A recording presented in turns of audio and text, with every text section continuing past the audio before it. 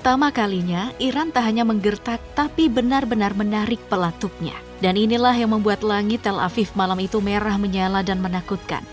Rekaman video-video amatir itu menunjukkan betapa suasana malam itu dipenuhi dengan kecemasan dan perasaan tidak percaya.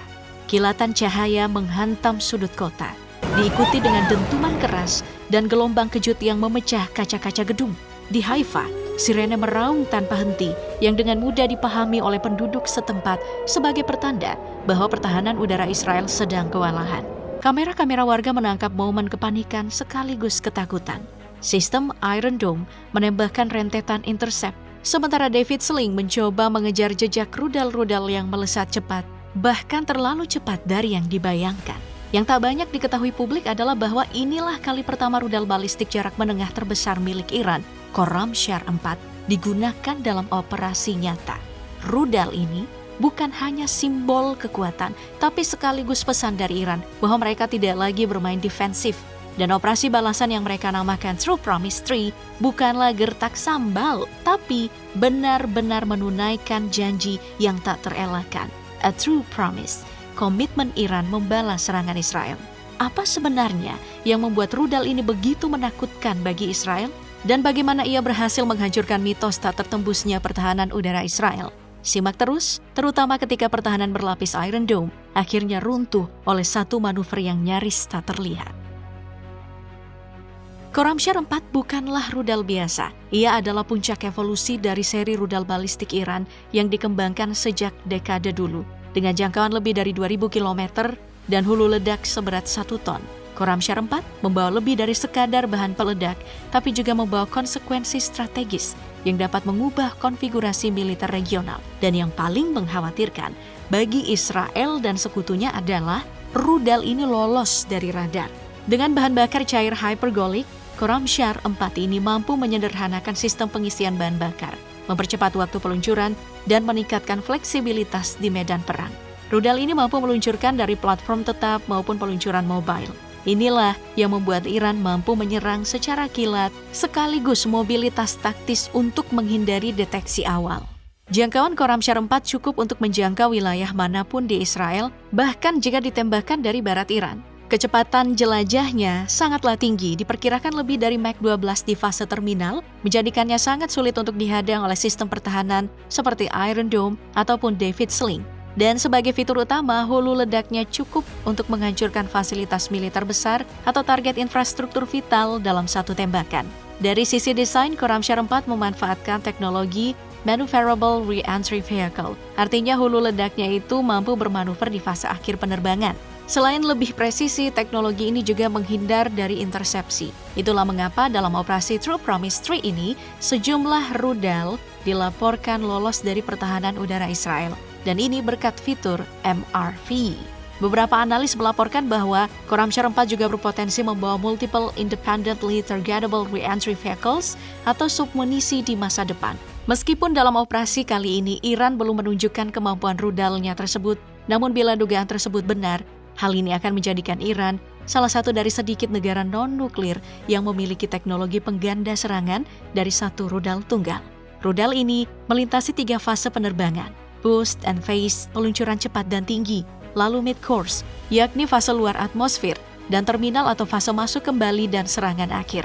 Disinilah MRV memainkan peran vitalnya dengan membuat jalur terminal menjadi tak terduga, dengan manuver horizontal yang menipu radar musuh dan memecah logika intersepsi konvensional. Dengan semua fitur dan keunggulannya, Khorramshahr 4 bukan hanya ancaman militer, tetapi juga sinyal keras bahwa Iran punya sesuatu yang cukup untuk membuat penimbangan dengan atau tanpa nuklir Iran.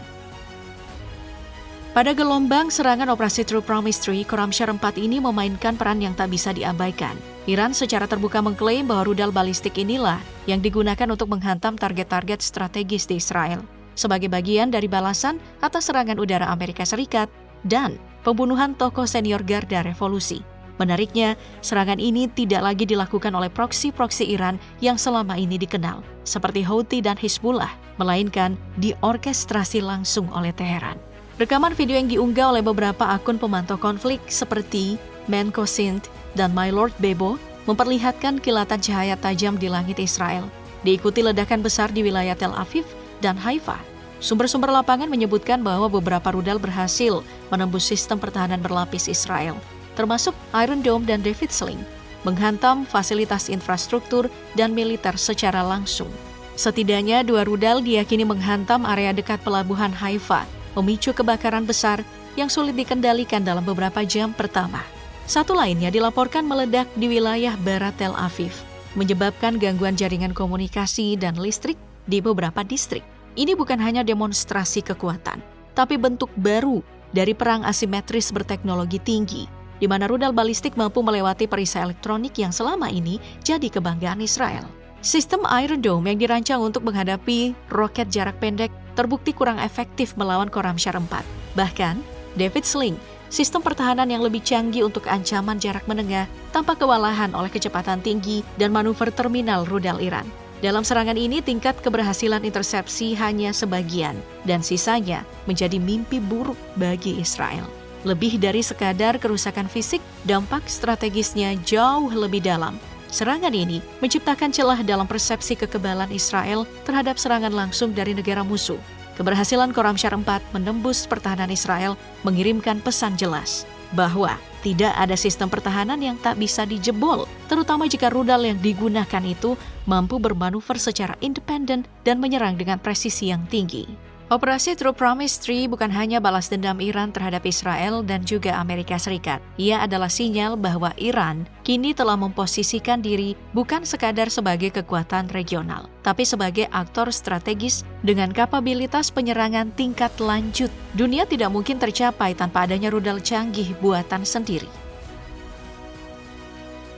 Operasi True Promise 3 atau 3 tak hanya mengguncang Tel Aviv dan Haifa secara fisik, tetapi juga mengguncang fondasi geopolitik regional. Rudal balistik Khorramshahr 4 yang berhasil menembus sistem pertahanan udara berlapis Israel menjadi titik balik yang menandai perubahan besar dalam doktrin militer Iran. Ini bukan lagi permainan bayangan lewat milisi proksi seperti Hizbullah dan Houthi, melainkan konfrontasi terbuka secara langsung antara dua negara dengan ambisi strategis yang saling bertabrakan. Media-media barat melaporkan bahwa Israel merespon serangan Iran dengan kombinasi antara kebingungan taktis dan kalkulasi politik. Ketika Iron Dome dan David Sling tak mampu menangani volume dan kecepatan serangan balistik seperti Khorramshahr 4 ini, kepercayaan publik pada sistem pertahanan nyaris runtuh. Beberapa rudal bahkan menghantam infrastruktur vital, termasuk pusat energi dan jaringan komunikasi. Ini bukan sekadar kerusakan fisik, melainkan juga pukulan terhadap ilusi superioritas Israel yang begitu dielu-elukan. Di sisi lain, Iran tampaknya sedang mengatur ulang cara mereka bertempur. Operasi ini telah mengubah dan membentuk persepsi baru di kawasan bahwa Iran mampu menyerang secara langsung, terukur, dan tepat sasaran. Serangan itu juga menjadi sinyal kepada negara-negara Arab di Teluk Tengah dan bahkan kepada Washington bahwa eskalasi militer ke dalam wilayah Iran akan memiliki konsekuensi yang jauh lebih mahal daripada yang mereka perkirakan sebelumnya. Namun, keberanian ini bukannya tanpa resiko. Iran kemungkinan tidak memiliki kapasitas untuk mempertahankan serangan berintensitas tinggi dalam jangka panjang. Banyak analis memperkirakan bahwa jika konfrontasi dibiarkan berlarut, maka Iran akan kembali bergantung pada jaringan proksinya dan mengalihkan tekanan ke jalur energi global, termasuk Selat Hormuz. Ini bisa memicu respon dari Amerika Serikat atau bahkan memancing keterlibatan militer yang lebih luas. Yang juga menarik adalah bagaimana kekuatan global seperti China dan Rusia menjaga jarak. Mereka tidak menyatakan dukungan penuh, tetapi juga tidak menentang langkah Iran secara frontal. Sepertinya ini sebuah indikasi bahwa konflik ini dapat digunakan sebagai alat tawar dalam negosiasi geopolitik global yang lebih luas. Tapi yang jelas, dunia kini menyaksikan bahwa perang tidak lagi dibatasi oleh garis merah diplomatik, melainkan oleh kapasitas teknologi rudal, kesiapan sistem pertahanan udara, dan seberapa jauh para pemimpin siap mempertaruhkan kestabilan kawasan untuk membuktikan dominasi mereka.